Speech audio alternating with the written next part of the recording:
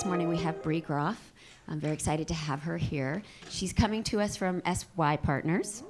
And she has been focused on transformation, innovation, organization design for the last decade, working with companies like Calvin Klein, Adobe, Google, Dropbox, Capital One, Etsy, some companies that you know, as a transformation expert, really helping them to change. And previous to that, she was the CEO at Noble Collective, also another organizational design consultancy. She's got a background in service design, psychology research, and even some stage acting. So with that, I would like to ask you all to welcome Bree. Thank you. Thank you.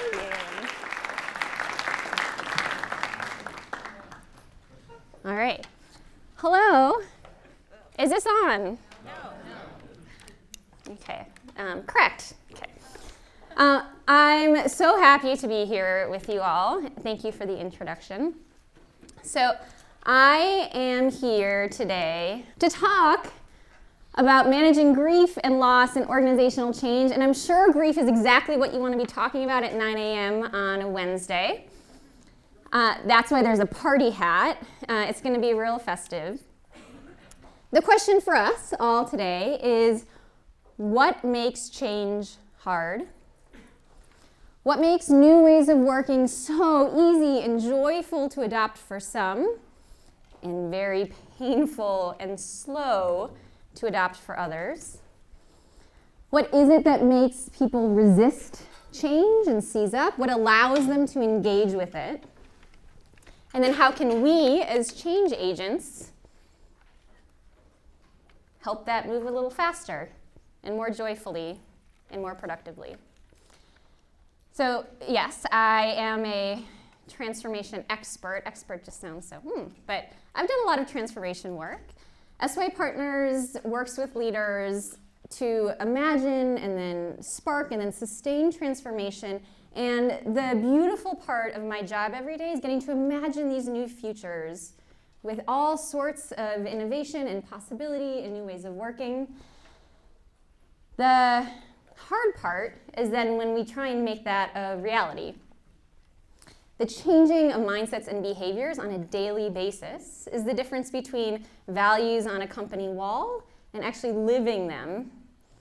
And perhaps you have seen the discrepancy in what you can imagine and what you can make happen. So before we dive in to the grief and loss and party hats, we have an experiment to run. You ready to play? Okay. You have near you an envelope. You can open that now. This is our Oprah Moment. Cash and prizes. It's not. It's going to be really disappointing. I know, there's not even wine in there. You're like, this is the worst part of a wine bottle. All right, can I borrow this from you? Thank you. Okay. In it, you should have 2 corks, 1 natural cork, 1 synthetic. What I'd like you to do is, based on your experience holding them now, anything you know about wine corks, decide which is the better stopper for wine. No wrong answers here. Everyone have a gut reaction? Okay. Now, I'd like you to turn to a neighbor or two, introduce yourselves, and then make the case for which is better. We will take just about 1 minute, 2 minutes for this. Go for it. Here you go.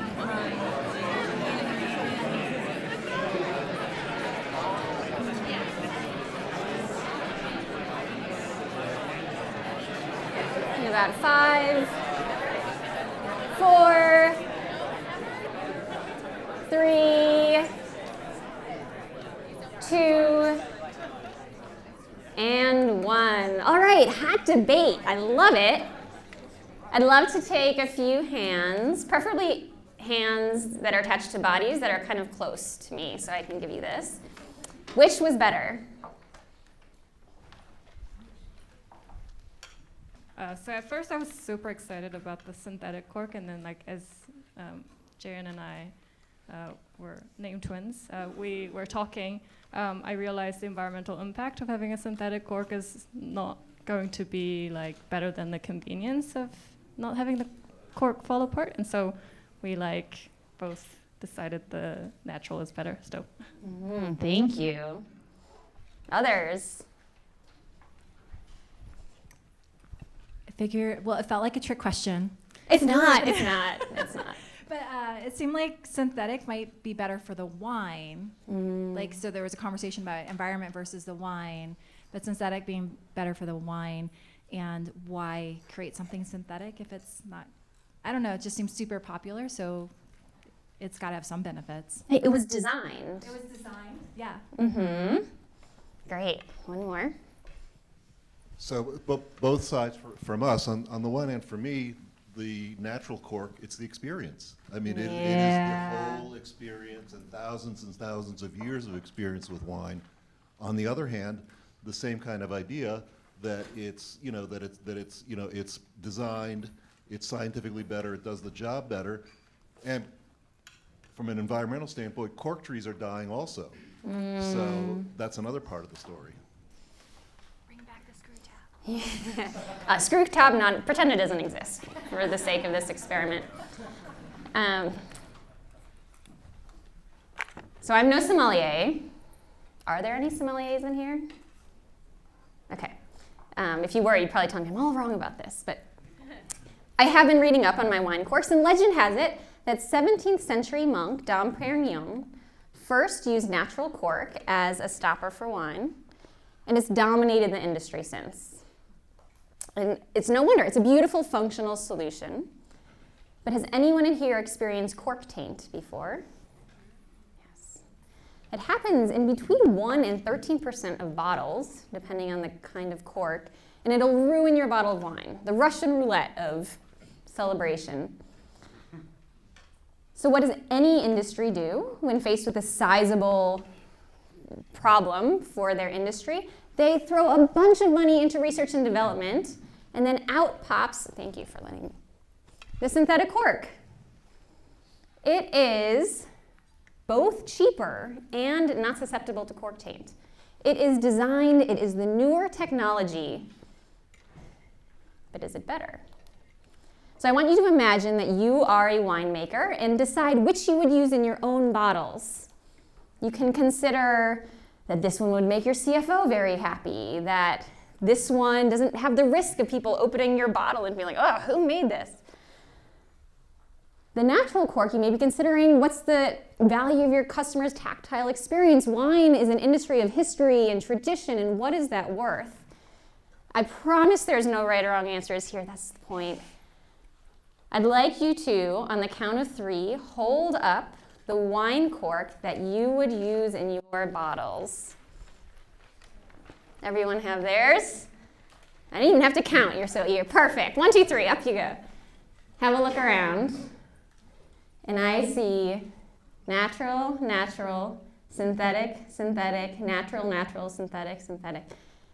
A whole mix. You can put your hands down. And that is the point of it, that there are as many attitudes towards change as there are people in your organizations. I've done this experiment dozens of times all over the world, and every time there's a healthy mix.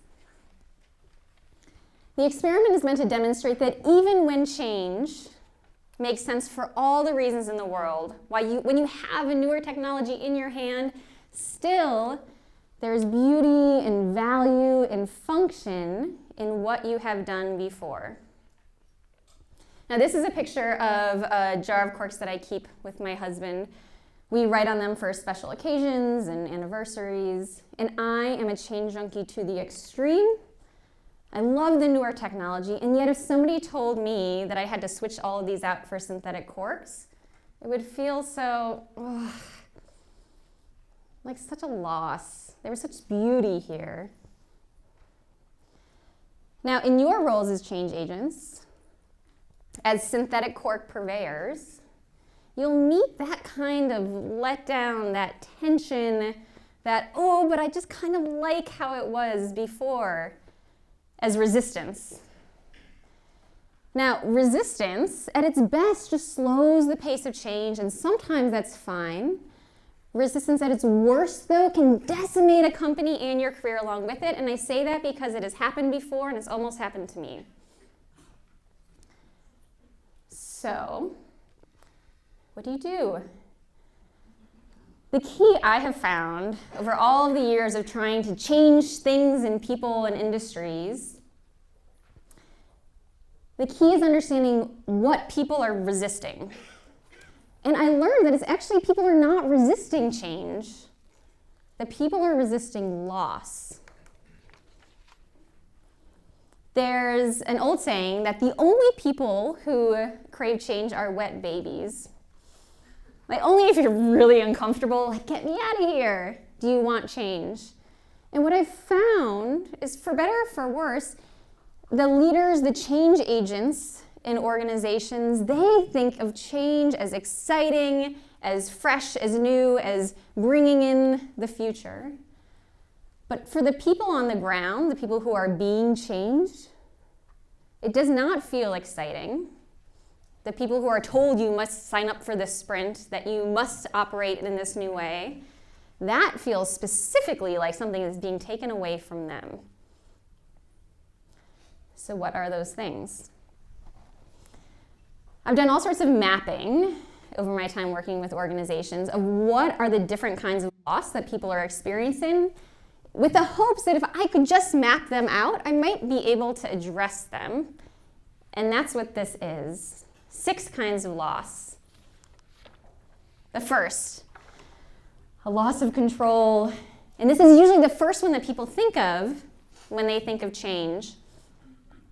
Now, if people are not invited into designing the future of their organizations, change is something that's happening to them.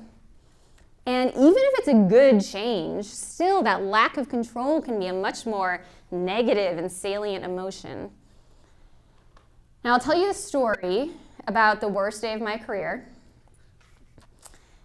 It was about 10 years ago. I was the founder and head of an innovation department within a school. And I was real bright-eyed and bushy-tailed. I, along with our dean of faculty, had designed this month-long, we were going to call it a J term, this month-long program in the month of January, where we were going to tell all the teachers that they couldn't plan anything, and instead we were going to plan an innovation curriculum that everyone was going to do for that month. And we were so excited about it. This was like also in the rise of design thinking. We're like, yes, we need it in the school. This is exactly what we need. So I prepared my presentation. I got up in front of all of the teachers to say, this is what we are going to be doing. Don't worry, you don't have to plan anything from January. We've got it all. And can I tell you how excited they were to hear this? They were zero excited. Not even an inch of excitement. And all of the faces in the crowd looked like this.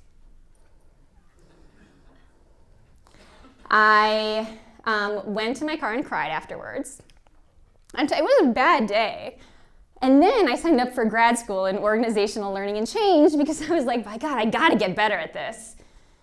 And what I learned from that experience is that the idea I still believe in, it was the fact that we were taking all control from people who were very used to having control.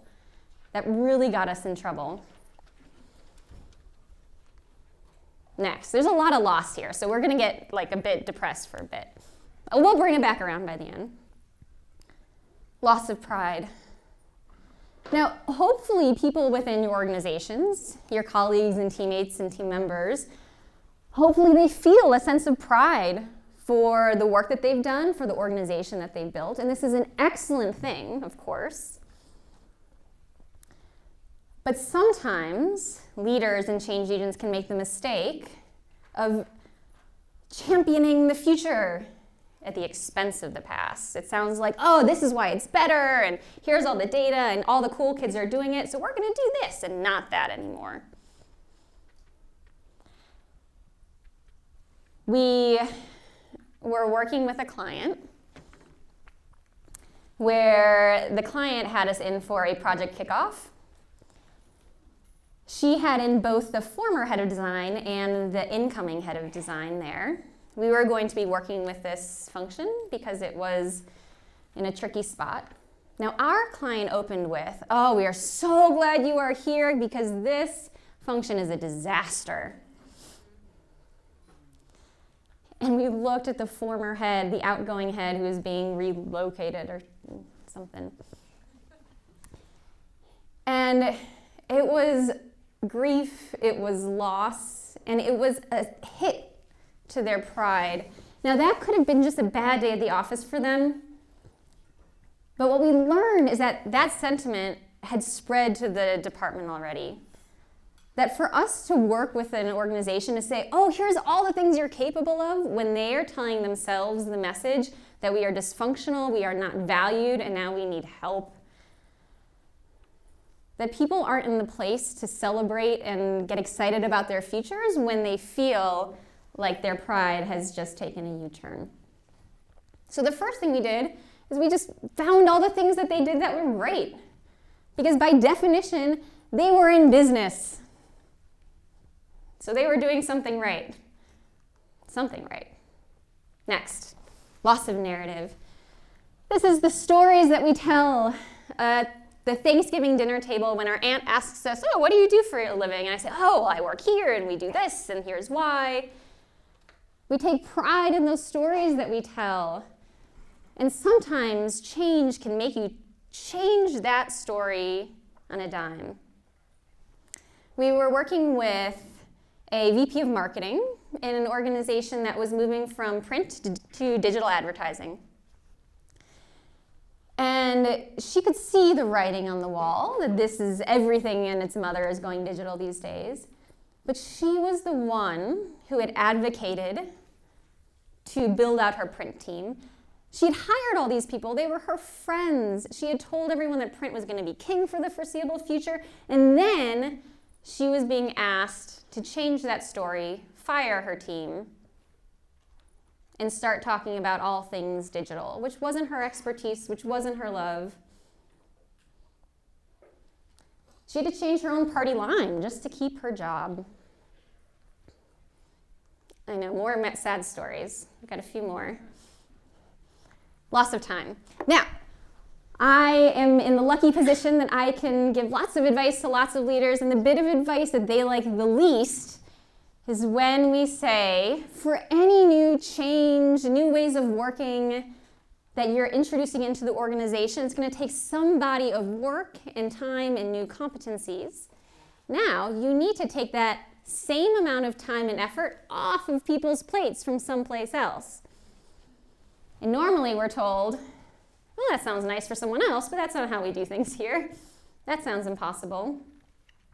But of course, if you don't do that, if you don't take that off of people's plates, what you're asking people to do is choose between some new change, new ways of working, and their friends, their family, their sleep. It doesn't usually compete with their day job. People still do their day jobs. It's just what sort of overtime you're putting in to try and keep up with the organization. Another example of a client we were working with, this brilliant woman who was promoted at the time we were working with her, this big new strategic role, and she was excited. We were so excited for her until she called and said, "Bree, there's some fine print on this job. Not only am I being offered this big strategic position, but also could I please do everything I was doing before for the foreseeable future?" And so what did she do? She said, okay. She worked these 2 full-time jobs until the CEO finally realized that the last thing you want is someone in your big new strategic position who's sleep-deprived, miserable, and wants to quit. So they pulled back a bit. Okay. Loss of competence. Another experiment. Raise your hand if 100% of the time at work you know what you're doing. No, imagine that. You don't work near like innovation or anything, do you? No. All right, 90%. 80, 70, Yeah. Anyone 50 or below? Yeah. All right. For those 50 and below people, are you just wired like that? Do you love it? You just give me a yes. I'm getting some thumbs up and some head nods. Yeah. So some people just like operating that way. It just gives them joy. But for the people who don't love operating that way, that some kind of organizational change, new ways of working, are making it so that they are forced to not really know what they're doing half the time. This is what this looks like. They're at their desks being like clackety clack, sending a meeting invite, sending an email. This looks like work, right? Yes. Okay. Half their week, just not really knowing if what they're doing is right or good or meeting the expectations of any sort of new way of working that's coming in.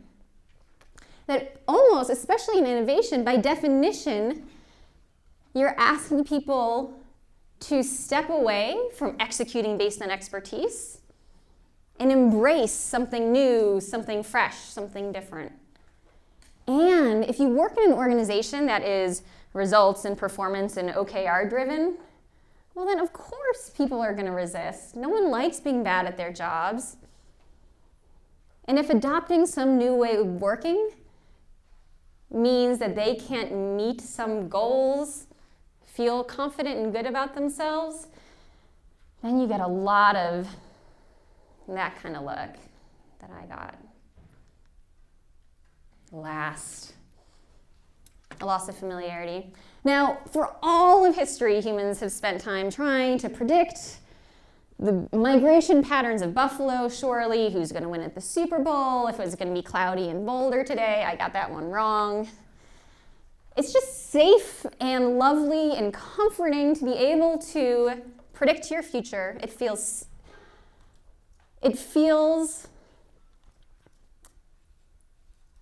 like you're not vulnerable. And people don't like vulnerability as a rule. There was another client that we were working with right after they had gone through a merger. And the CEO had said, morale is awful, and I don't understand why. People were excited about the merger, that it was strategic, and we got really great feedback. And now 6 months in, people are miserable. What happened? So we went around and talked to a bunch of people and found out that the specific change was good, but the transition, the transformation was handled so poorly that 6 months in, people just couldn't recognize their work or their roles. They were like, I think this is my job and maybe somebody else's job. They didn't know if they had job security. They didn't know the future of the organization. And people were kind of giving up hope, looking for greener pastures where there might be some more familiarity. So there we have our 6. Everyone properly down? Great. Done my job, talking about loss and grief. So the question is, what do you do about these, of course? The first is the mindset that we as change agents, to get it firmly in our heads, to approach change with a degree of authenticity and vulnerability and respect for this loss. That we've seen some really bad leadership behaviors, all of which I have done myself. So there's really just not judgment here, empathy. One is to explain the new change and all the great new things. And when people don't like it, you say it again in louder or in an email. Maybe then it'll work. Or it's to talk about this new change, new ways of working, and here's why it's wonderful. We went to the spring conference, and here's why everything that we need to take back and start adopting. But just maybe not take any questions and see if you can make it happen without talking to people, which just seems so much easier, right? It's people that always get in the way, I find. Or finally, it's just sometimes, especially for leaders, to say, wait a second. We pay these people, right? It's their job to just get on with it and do the thing that we're trying to do as an organization. Isn't that works? You show up, we pay you. Now, that may be true, it just doesn't work. That's the problem. Now, you can, of course, make change happen in an instant. Leaders do it all the time. In life, change is like a birth, a death, a marriage. These things happen in an instant. Or for those of you who have given birth, like a little longer than an instant. But, you write a time down. That is change. Transition, transformation, that is a process. That's where the magic is. And in fact, it's not one step. It's 3 steps. Looks like this. A version of this, first developed by William Bridges in the 1980s, still holds true. The first step is an ending, coming to terms with what will no longer be. The second is the adjustment period, figuring out it's no longer the old thing, but not quite the new thing. And only the third is the brilliant new beginning. Now, can anyone guess where most leaders want to start?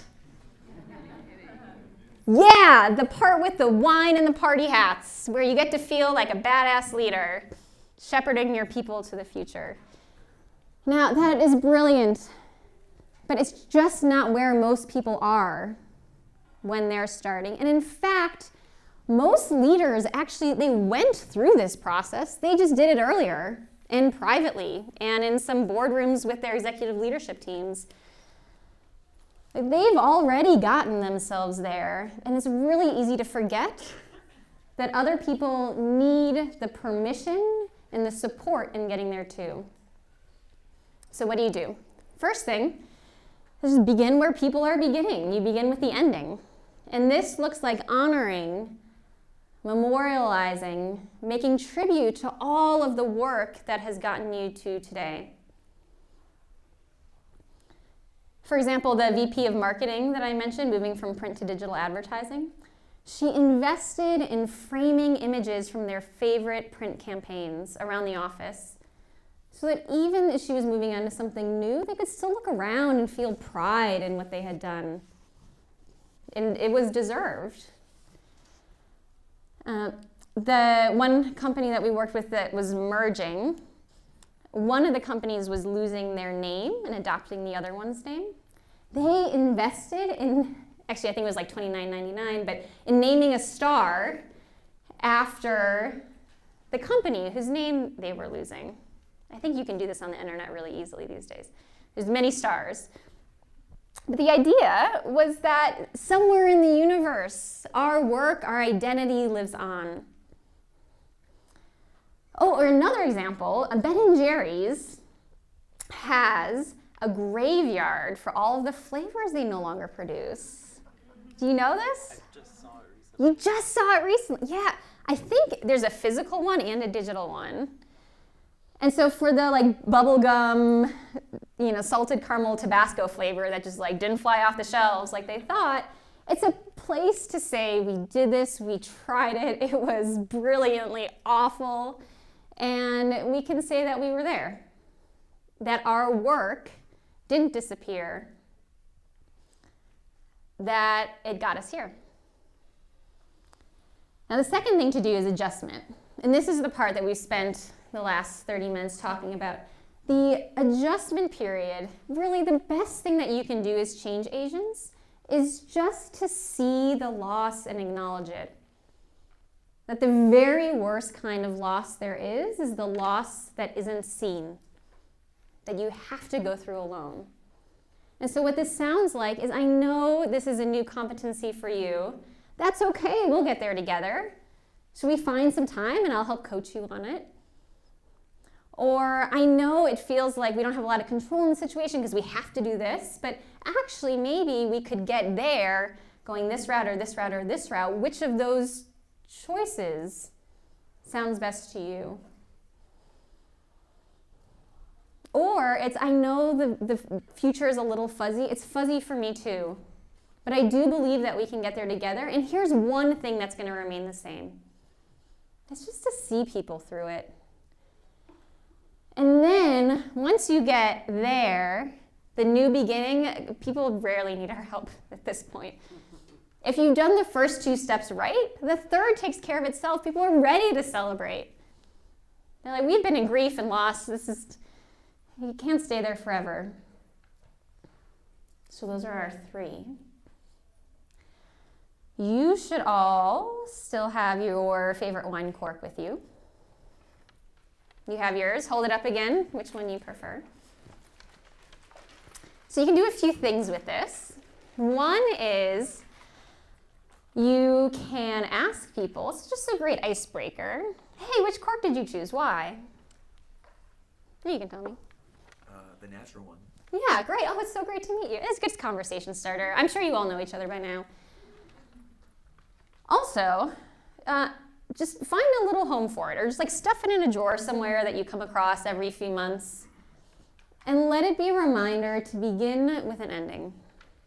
No matter which cork it was, synthetic or natural, doesn't matter. A reminder that to move onto something new, you first have to let go of something that once had value to you. That in organizations, as you start to shed your skin to make room for growth, to also realize that that was once your skin. That once protected you, it was part of you. And for a change agent who can be there with people through that loss and the grief and all the feelings of discomfort, if you can be there with people through that, they will be there with you through the celebration. Thanks.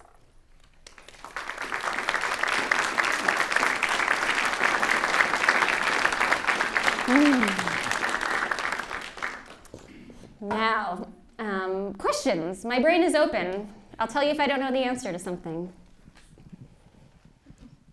So my organization just went through a shift and change. And we lost a few people, some people that were actually 18, 20 years in the company.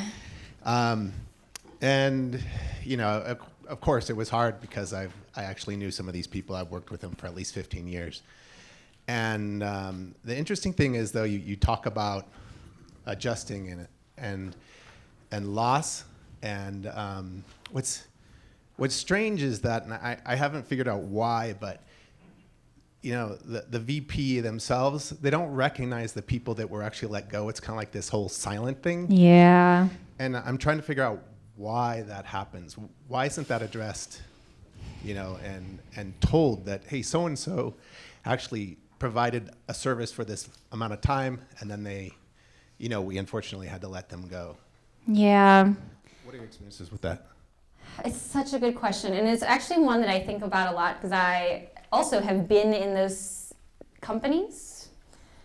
Colleagues and I used to call it people being vaporized because it's kind of what it felt like. You showed up one day and you're like, where's Joe? Like, oh, it got sucked in the ether.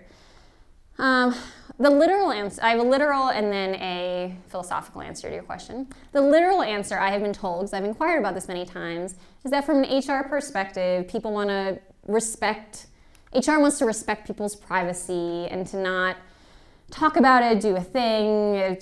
If people want to just exit silently, that they feel like it should be their choice. And I get that. Philosophically, I'm so with you. And I think it's an opportunity for leaders or HR to talk with the individuals who are being laid off or let go, to say, we still want to celebrate you, that even through endings, there can still be gratitude, that there can be joy, that there can be hugs, that it doesn't, there's so much shame often around like layoffs and leaving, and it doesn't have to be that way, really. And I actually feel like a better word for it, maybe it's a euphemism, but I kind of like it as just graduating. Now, it may not feel like that if you're being told that you're being laid off, but for someone who's choosing to leave an organization, in that case, sometimes it feels a little like, oh, were they miserable? Did they hate the company? What went wrong? Is their boss bad? Sometimes people just graduate. They just say that I have learned what I need to learn. I'm on to a new adventure. And that's great, and we can celebrate people for that too. And so I think there is huge opportunity because people just seize up around these kinds of things to be able to say, we're laying off a few people. Here's why. Normally employees, it's like we're all adults, we can handle the truth, and it feels sometimes like we're not always trusted as such. Here's why we made these decisions, and these people were brilliant for 20 years. Let's talk about all the amazing things that they had done and thank them for being there. Yeah. Hi, Bree. Hi. Can you name another example of a large organization that did post M&A really well, and what are the things they did right? I can share like an anonymized client example, if that's all right. One of the clients that we worked with, they had themselves a bit of a bachelorette party. We were working with them like up until the formal merger announcement, and it is a little bit like a merger, right? Like you have to figure out like which way you load the toilet paper, and like if we're gonna like each other's in-laws and things like that. And so that inspired well, what if we had individual parties to celebrate our like younger years, our wild years of independence. So each organization had that for themselves, where they told stories about their past, they put together videos, and it was great. It was just, it acknowledged the ending of an era, just like a bachelorette party would, so that they were ready, that they had already honored the so many years, in this case decades, of independence. It was fun. Yeah. Hey, Bree. Hi, Richard. Can you put this framework in the context of either digital transformation or, as I know we have all experienced, there's this constant now change going on. And so this is kind of a one-off thing, but if you project out a few years, this is going to be a constant thing. Yes. What happens then? You do this constantly. Yeah, it's such a good question because it's true. This is a simplified version of like the merger, ending, adjustment, beginning. The real life digital transformation where these things are happening all the time, that version looks like cycling through. One current client, actually, they have this amazing practice. They have a celebration of death regularly, and it's for all of the projects that have died, for all of the ways of working that they're leaving behind, and they make it a celebration, almost like Day of the Dead, where they talk about those things, they honor them, and they move on to something new. And they do this regularly because this organization is so quickly moving, more than any other that I've worked with, that they needed a mechanism to be able to like handle the churn of this. So there are rituals that you can put in place, like these sort of death festivals. You have to have that kind of sense of humor, I think, so you could brand it differently. But you're right, though, and individuals will go through this process differently. Departments will go through this process differently. And sometimes even you find yourself back at the ending again, even after you thought you've celebrated, which is true in organizations, which is true in life. If you've ever lost someone, that you feel like you're on to something new and doing well, and then you're not so good again. And that's just the humanity of it. Yes. So talking about change management from a human capital perspective. Yeah. Our company has like training for employees that are doing very manual jobs as you're going to further automation. Part of it includes like a design thinking training, and the idea is that you want to be able to use them in the new workforce of the future. So we're at the front end of that, where it's a lot of talk. That we're going to train these people, we're going to, kind of revamp them into the new org. I just was wondering if you've seen that done effectively, and if there's things that I can keep in mind to incorporate into our program. Yeah. One in particular, it's to make sure that they know that all of their training to date got them here. And it's not that we are reprogramming. I think that tweak and message can be important. Whenever we do see industries that are like, there is an end of an era, and it's not that era is not coming back, and that sort of job retraining, which it sounds like you are in. The goal is to make sure that people know that everything they've done is not for naught, is not outdated, is not the old way. It's the way that got you to today, so that you can continue to learn the new thing. So just particularly in any of the messaging and any of the framing, it's not